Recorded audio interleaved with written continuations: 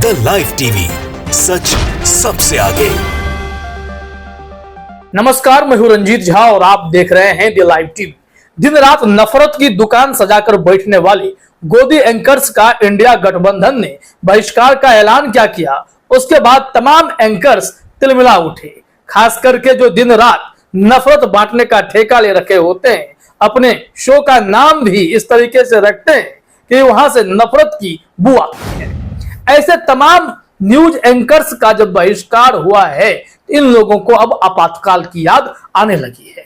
इन्हें लगता है कि विपक्ष ने इनका बहिष्कार करके आपातकाल के दिनों को वापस ला दिया है, जबकि इन्हें यह भी समझना चाहिए कि आपातकाल पावर में बैठे लोग लाते हैं और कैसे सत्ता मीडिया पर आक्रमण करती है या फिर आम लोगों के मौलिक अधिकारों का हनन करने लगती है, तब इमरजेंसी की याद आती है। लेकिन इस वक्त तो विपक्ष ने अभी तक बस इतना ही ऐलान किया है कि उनके नेता प्रवक्ता ऐसे डिबेट शो में नहीं जाएंगे, इन एंकर्स के शो में शामिल नहीं होंगे। इनसे ही इन लोगों को तकलीफ हो गई। लेकिन यहां पर अब इन गोदी चैनल्स का और गोदी न्यूज एंकर्स का दाना पानी बंद हो सकता है। जिस इमरजेंसी की ये बात कर रहे हैं, कुछ अगर उस वैसा रूप देखना चाहते हैं, अगर इन लोगों ने अपने नफरत के एजेंडे को बंद नहीं किया, दिन रात हिंदू मुसलमान करना बंद नहीं किया, या सिर्फ और सिर्फ सरकारी भजन गाना बंद नहीं किया, तो ऐसे परिस्थिति में विपक्ष इन्हें माकूल जवाब देने की एक और तैयारी कर रहा है। और यह तैयारी इस रूप में है कि इन चैनल्स का दाना पानी बंद किया जा सकता है। मतलब सरकारी विज्ञापनों पर रोक लगाने की पूरी तैयारी हो सकती है। विपक्ष शासित जहां जहां राज्य सरकारें हैं, उनके पास भी विज्ञापनों का कोटा तो होता है। वो सब भी टीवी से लेकर अखबार तक को विज्ञापन देते हैं। लेकिन ऐसे टीवी चैनल्स जहां जिनका लिस्ट दिया गया है, ऐसे नफरती एंकर्स बैठे हुए हैं, उन चैनलों पर अगर विज्ञापन ही रोक दिया जाए तो इन लोगों की हालत क्या होगी? क्या ये लोग अपने आदतों में सुधार लाएंगे? हो सकता है कि ऐसा कुछ प्लान भी हो। देखिए, एक ट्वीट है, आदर्श रावल ने लिखा है, एंकर बहिष्कार के बाद क्या विपक्षी समूह इंडिया विज्ञापन पर भी रोक लगाएगा? इसमें राज्य के नाम बताए गए हैं जहां जहां इंडिया गठबंधन की सरकारें हैं। बताया जा रहा है हिमाचल प्रदेश, पंजाब, दिल्ली, राजस्थान, छत्तीसगढ़, झारखंड, तमिलनाडु, कर्नाटक, पश्चिम बंगाल, केरल, बिहार, ये ऐसे राज्य हैं। विपक्ष के इन 11 राज्य के विज्ञापन का बजट जोड़ लीजिए और इन चैनलों को कितना पैसा मिलता है यह जोड़ लीजिए। अगर ये हिस्सेदारी बंद कर दी जाए तो ऐसे नफरती एंकर्स का क्या होगा और उन नफरती चैनल्स का क्या होगा जो दिन रात शाम होते ही विपक्ष को बुलाकर उनकी अवहेलना तो करते ही करते हैं, लेकिन हिंदू मुसलमान ही करते हैं। सरकार के बस तोते की तरह काम करना शुरू कर देते हैं। इन्हीं सब चीज को देखते हुए इंडिया गठबंधन ने यह तय किया कि ऐसे नफरती एंकर्स का बहिष्कार किया जाए, इनका बॉयकॉट किया जाए। और इसके बाद ये सभी तिलमिलाने लगे और खूब बयानबाजी हुई है। चाहे वो चित्रा त्रिपाठी हो, सुधीर चौधरी हो, अमीश देवगन हो, अमन चोपड़ा हो, अदिति त्यागी हो, हर किसी ने टीका टिप्पणी की है, नबिका कुमार ने भी। अब इस मामले को लेकर कांग्रेस ने इन्हें बताया है कि आपका बहिष्कार क्यों होता है, क्यों आप इस तरीके से समाज में नफरत बांटने का काम करते हैं। गरीबों की, आम जनता की आवाज बनने की उम्मीद मीडिया से की जाती है, लेकिन कोई सिर्फ और सिर्फ सरकार का भजन गाए, यह बर्दाश्त कैसे किया जा सकता है? और विपक्ष की आवाज तो ये लोग कभी बनते ही नहीं, जबकि मीडिया की जिम्मेदारी है कि आप सत्ता की गलत नीतियों की पोल खोलें, ना कि जो सत्ता कहे आंख मूंद कर हम वो काम करते चले जाएं।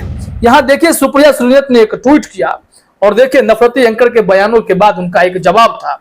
विडंबना देखिए, जो नफरती एंकर दिन भर धार्मिक उन्माद की आग में घी डालते हैं, सरकार की विफलताओं पर सवाल करने के बजाय उसकी ढाल बनकर खड़े हो जाते हैं। एक विचारधारा विशेष का एजेंडा आगे बढ़ाते हैं, सत्ता और संसाधन के सामने नतमस्तक रहते हैं, हर बात के लिए विपक्ष को दोषी ठहराते हैं, पत्रकारिता की जगह चाटुकारिता की पराकाष्ठा पर पहुंचे हुए हैं। आज वो निर्भीक व स्वतंत्र पत्रकारिता की दुहाई दे रहे हैं। अब मौज से कीजिए चरण चुंबन, लेकिन आपका शर्म से पानी पानी होना देश देख रहा है। इन्होंने आगे लिखा है, और जिस तरह से भाजपा आपके बचाव में उतर आई है, यह आपके चरण चुंबक होने पर मुहर लगा देता है। खैर, मुझे यह उम्मीद है कि एक दिन आपकी आंखें जरूर खुलेंगी और आप सही रास्ते पर वापस आ जाएंगे। कांग्रेस के प्रवक्ता की तरफ से एक मैसेज इन नफरती न्यूज एंकर्स को भेज दिया गया है, क्योंकि इन लोगों को अब यह चिंता सताने लगी है कि अब हम भड़ास किस पर निकालें, सरकार की तरफ से हम किसके लिए प्रवक्ता का काम करेंगे, किसके खिलाफ गुस्सा निकालेंगे, क्योंकि विपक्ष का कोई नेता प्रवक्ता तो उनके शो में होगा नहीं। ऐसे एंकर्स का तो बॉयकॉट हो गया है।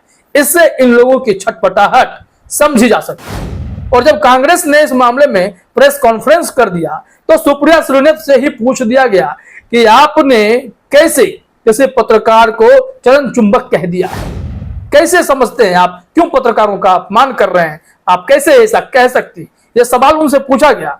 तो सुप्रिया श्रीनेत ने एक ट्वीट करते हुए इस वीडियो क्लिप को भी शेयर कर दिया है कि उन्होंने जवाब क्या दिया है। सुप्रिया श्रीनेत ने जो पहले लिखा है फिर देखिए, उसके बाद हम वीडियो भी दिखाएंगे कि आज प्रेस कॉन्फ्रेंस के दौरान एक साहब ने पूछा चरण चुंबक मीडिया किसे कहते हैं और आप पत्रकारों का अपमान कैसे कर सकती हैं। मैं पत्रकारों का अपमान कतई नहीं करती। आगे जो कहा वो आप भी सुनिए, तो जरा आप भी सुन लीजिए यहाँ पर सुप्रिया श्रीनेत ने क्या जानकारी दी। मैम, ये चरण चुंबक मीडिया किसको कहते हैं और आप कैसे अपमान कर सकती हैं पत्रकारों का इस तरह से?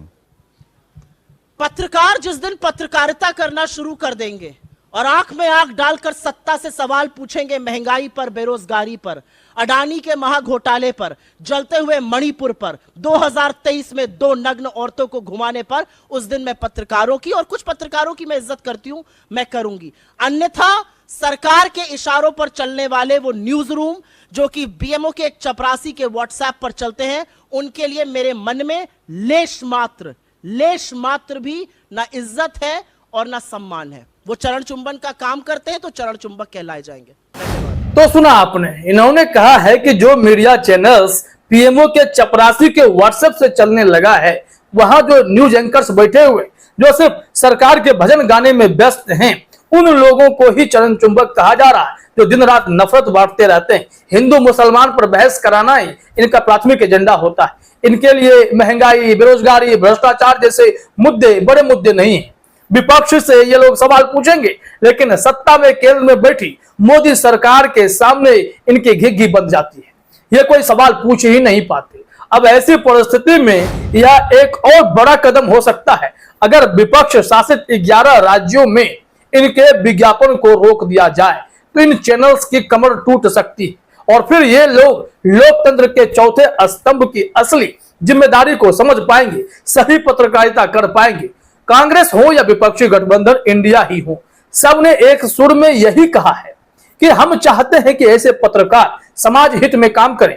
ये पत्रकार निष्पक्ष होकर अपनी पत्रकारिता दिखाएं, ना कि सिर्फ सरकार के प्रति अलग रवैया रखें और विपक्ष को कुछ समझे ही नहीं। इन तमाम मुद्दों को देखते हुए ही तो इतना बड़ा फैसला लिया गया, जिसके बाद एडिटर्स गिल्ड ने भी इसकी तुलना इमरजेंसी से कर दी। राहुल कंवल भी शेयर करने लगे, तो उन्हें योगेंद्र यादव ने भी समझाया कि आप कैसे किसी रिडिकुलस चीज को बढ़ावा दे रहे हैं, इसे आप इमरजेंसी कैसे कह सकते हैं। अब तक तो विपक्षी गठबंधन ने तो सिर्फ इतना किया है कि उनका चॉइस है कि वो अपने नेता प्रवक्ता को उनके शो में नहीं भेजेंगे। तो ऐसे में ये कैसे मान लिए कि यह इमरजेंसी का दौर है।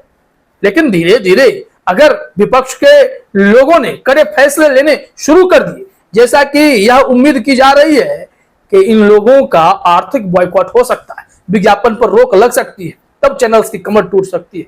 तो वक्त है, संभल जाइए, सुधर जाइए, सही पत्रकारिता कीजिए, देश हित की पत्रकारिता कीजिए, तभी देश आप जैसे मीडिया एंकर्स की इज्जत भी करेगा और आपको नफरती भी नहीं कहेगा, गोदी भी नहीं कहेगा।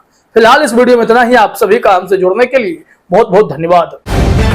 द लाइव टीवी, सच सबसे आगे।